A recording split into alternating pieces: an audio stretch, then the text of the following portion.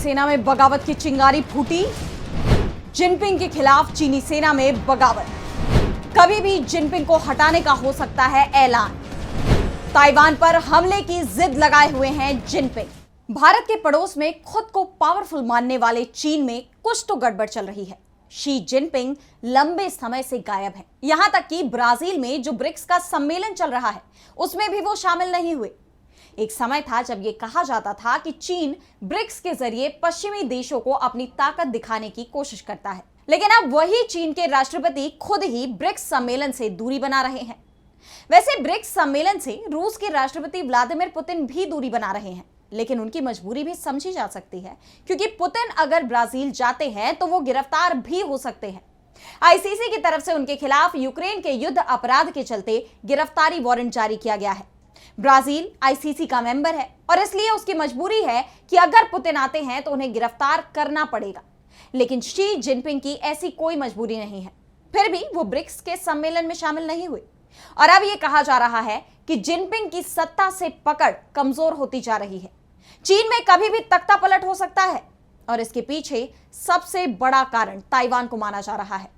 तो कैसे ताइवान के मुद्दे पर चीन में होता दिखाई दे रहा है तख्ता पलट? कैसे अपनी ही सेना के सामने कमजोर पड़ते दिखाई दे रहे हैं चीन के राष्ट्रपति जिनपिंग? आज हम इन सभी सवालों को लेकर अपनी स्पेशल रिपोर्ट में करेंगे बात। नमस्कार, मैं आराधना। तो शुरू करते हैं हमारी एक खास रिपोर्ट। तो चीनी राष्ट्रपति लंबे समय से गायब है। बीच में उनका एक वीडियो सामने आया था जिसमें वो पार्टी की पोलित ब्यूरो की मीटिंग में शामिल हुए, लेकिन पिछले करीब 2 महीने से वो सार्वजनिक कार्यक्रमों से दूरी बना रहे हैं, जिसके बाद सवाल ये उठ रहे हैं कि क्या चीन में तख्ता पलट की साजिश हो रही है? जिनपिंग की सत्ता से पकड़ कमजोर पड़ रही है। जिनपिंग के बारे में माना भी जाता है कि उन्होंने अपनी सेना यानी पीपल्स लिबरेशन आर्मी, जिसे पीएलए कहते हैं, उसे 2027 तक ताइवान पर हमला करने के लिए तैयार रहने का आदेश दिया है। उसके पीछे जो सबसे बड़ा कारण माना जा रहा है वो है 2027 में होने वाली कम्युनिस्ट पार्टी की आम सभा, जिसे सीपीसी कांग्रेस कहते हैं, जिसमें यह तय होगा कि जिनपिंग को अगले 5 साल तक के लिए राष्ट्रपति बनाए रखा जाए या फिर किसी नए नेता के हाथ में कमान सौंपी जाए। इसलिए जिनपिंग चाहते हैं कि कम्युनिस्ट पार्टी की आम सभा से पहले ही ताइवान का चीन में विलय करा दिया जाए, जिसके चलते उनके खिलाफ जो भी विरोध के सुर उठ रहे हों वो दब जाए। राष्ट्रवाद की लहर के आगे कोई विरोध टिक नहीं सके, लेकिन जिनपिंग की ये कोशिश सफल होती नहीं दिख रही है। वैसे कहा तो यह भी जा रहा है कि जिनपिंग अपनी कमजोर स्थिति को मजबूत करने के लिए भारत के साथ एक छोटी लड़ाई की भी तैयारी कर रहे हैं। अपनी सत्ता बचाने के लिए जिनपिंग कई जनरलों के खिलाफ एक्शन भी ले चुके हैं। इसमें जनरल हे वेइटोंग का नाम भी शामिल है। वो देश के दूसरे सबसे बड़े अधिकारी थे। वो सीधे शी जिनपिंग को रिपोर्ट करते थे और ताइवान पर संभावित आक्रमण का प्लान बनाने में शामिल थे, जिसके बाद चीनी जनरलों के अंदर जिनपिंग के खिलाफ बगावत की चिंगारी भड़क उठी और यह बगावत जिनपिंग पर भारी पड़ती दिखाई दे रही है। इसका असर अब दिखाई भी देने लगा है।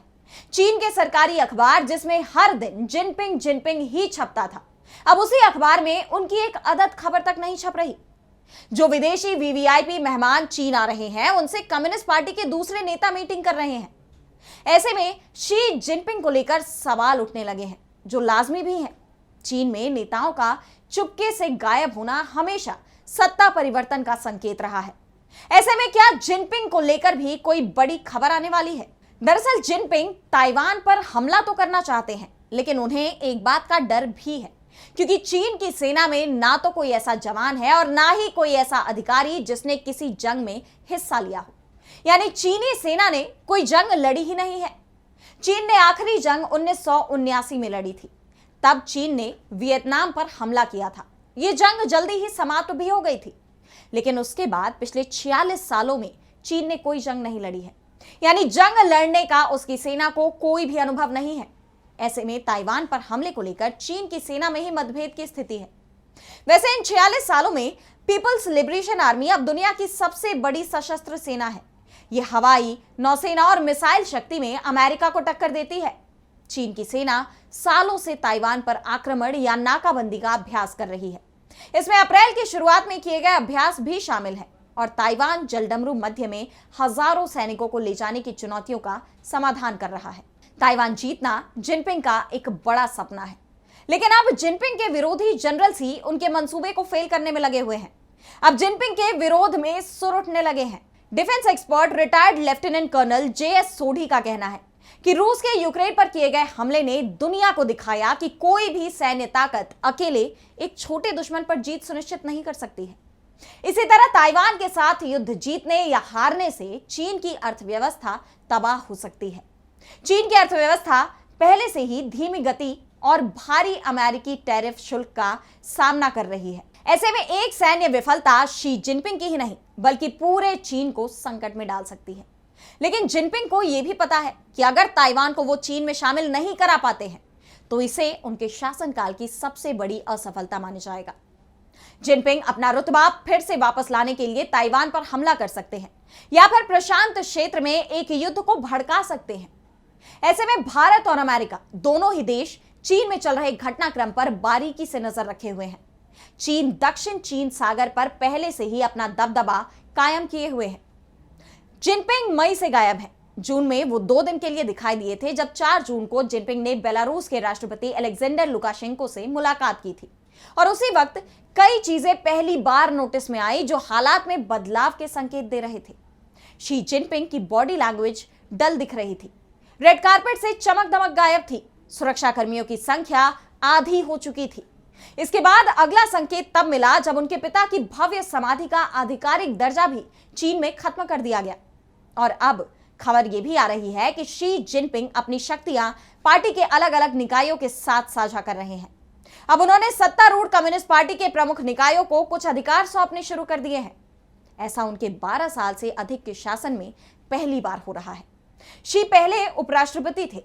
2012 में सीपीसी के महासचिव बनने के बाद से उन्होंने प्रमुख शक्ति केंद्रों, पार्टी, राष्ट्रपति पद और केंद्रीय सैन्य आयोग यानी सीएमसी के अध्यक्ष, जो चीनी सशस्त्र बलों का सबसे बड़ा हाईकमान होता है, उस पर कब्जा किया, जिसके चलते उन्होंने चीन की शक्तिशाली सेना में अपनी पकड़ को तेजी से मजबूत किया।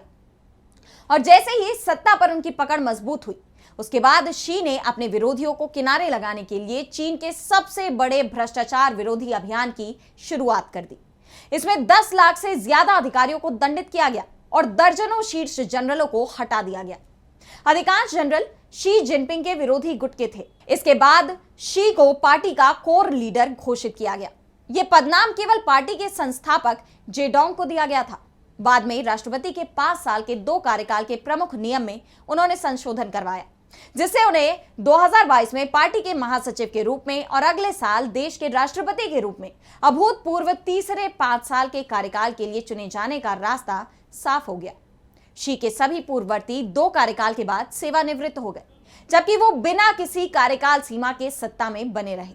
इससे उन्हें आजीवन राष्ट्रपति का तमगा मिलेगा। लेकिन अब जिनपिंग की सत्ता पर ग्रहण लगता दिखाई दे रहा है।